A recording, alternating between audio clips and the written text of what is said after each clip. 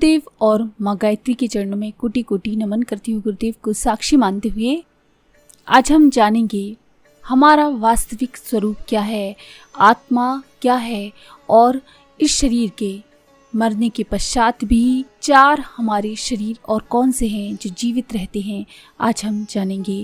पिछले वीडियो में हमने जाना था कि गायत्री का भावनात्मक और वैज्ञानिक महत्व क्या है। भावनाओं का शोधन ही परिशोधन ही सच्ची साधना है।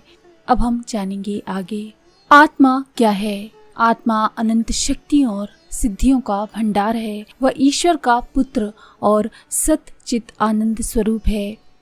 अपने पिता के इस पुष्प उद्यान में, इस संसार में क्रीड़ा करने का, खेलने कूदने का आनंद आत्मा लेने आता है, पर माया के बंधनों में फंसकर वह अपने स्वरूप को, अपने लक्ष्य को, अपने कार्यक्रम को भूल जाता है और बुरी स्थिति में पड़ जाता है। इसी भूल का नाम माया बंधन है। ये माया बंधन जैसे जैसे ढीले पड़ते जाते हैं वैसे वैसे ही वह अपने परम मंगलमय मूल रूप में अवस्थित होता चलता है।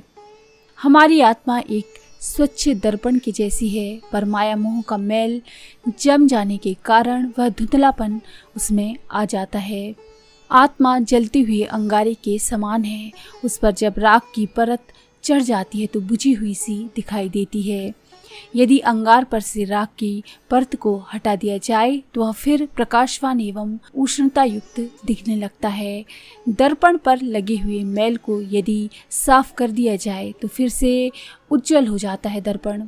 इसी तरह से अंधकार में यदि ज्ञान का प्रकाश जल उठे तो अंधेरे में जो छिपा पड़ा था वह सब कुछ दिखने लगता है। ये सब काम गायत्री करती हैं। वह आत्मा पर चढ़े हुए संपूर्ण मलों को, विक्षेपों, कषाय, कल्मशों एवं जन्म जन्मांतरों के चढ़े हुए कुसंस्कारों को धोकर उसे स्वच्छ एवं प्रकाशवान बनाती है। माया के बंधनों को काटने में वह तेज छुरी सिद्ध होती है। इन बाधाओं से छूटकर आत्मा जब अपनी मूलभूत निर्मल स्थिति को पहुंच जाती है तो उसके सब दुख दूर हो जाते हैं। आत्मा परम निर्मल हो जाती है और उसे परमात्मा की प्राप्ति होती है। इसे ही जीवन मुक्ति, ब्रह्म निर्वाण, परम पद, आत्म साक्षात्कार एवं प्रभु प्राप्ति कहते हैं। ये प्राप्त होना कठिन माना जाता है, पर गायत्री माता इस महान कार्य को भी सरल बना देती हैं। गायत्री साधक की दिन दिन आत्मिक उन्नति होती जाती है। वह जैसे जैसे ऊंचा उठता है वैसे वैसे उसे अपने देह में छिपी हुई ब्रह्मांडगत ईश्वरीय महान शक्तियों का आभास होने लगता है। हमारा ये स्थूल शरीर दिखाई पड़ता है, इसे अन्नमय कोश कहते हैं। इसी प्रकार के सूक्ष्म अदृश्य देह, इसी के भीतर 4 और हैं। मरने पर ये अन्न कोश मर जाता है, पर 4 शरीर यानी प्राणमय कोश, मनोमय कोश, विज्ञानमय कोश और आनंदमय कोश जीवित रहते हैं। इनमें वासनाएं, इच्छाएं, भावनाएं, आदतें भरी रहती हैं और जन्म जन्मांतरों से चले हुए संस्कार जमा रहते हैं। जैसे जैसे स्थूल देह, जब तक ये शरीर वाले 4 देह, 4 कोश जीवित रहते हैं तब तक जीवित है। तब तक मृत्यु हो गई ऐसा नहीं कहा जा सकता। यानी हमारा शरीर भले ही मर भी जाए, लेकिन जब तक 4 शरीर हमारे जीवित हैं तब तक हम मर गए हैं ऐसा नहीं कहा जा सकता। और जब तक ये जीवित हैं तब तक हमें मुक्ति मिल गई ये भी नहीं कहा जा सकता। इसीलिए इन 5 कोशों के आवरण से छुटकारा पाने के लिए गायत्री की पंचमुखी साधना की जाती है। इसलिए चित्रों में कहीं कहीं गायत्री को 5 मुख वाली भी दिखाया जाता है। वह 10 दिशाओं में व्याप्त है, 10 इंद्रियों की स्वामिनी है, ये 10 महाशक्तियों की अधीश्वरी है। गायत्री का 10 भुजी रूप भी इस बात का संकेत है कि इस महाशक्ति की सहायता से हम अपने 5 बंधनों से छूट सकते हैं, 10 इंद्रियों पर विजय प्राप्त कर सकते हैं, 10 दिशाओं में अपना विस्तार कर सकते हैं और 10 महाशक्तियों के स्वामी बन सकते हैं। गायत्री माता की कृपा से हम क्या नहीं कर सकते, जो कुछ इस लोक में तथा परलोक में है वह सब कुछ प्राप्त कर सकते हैं।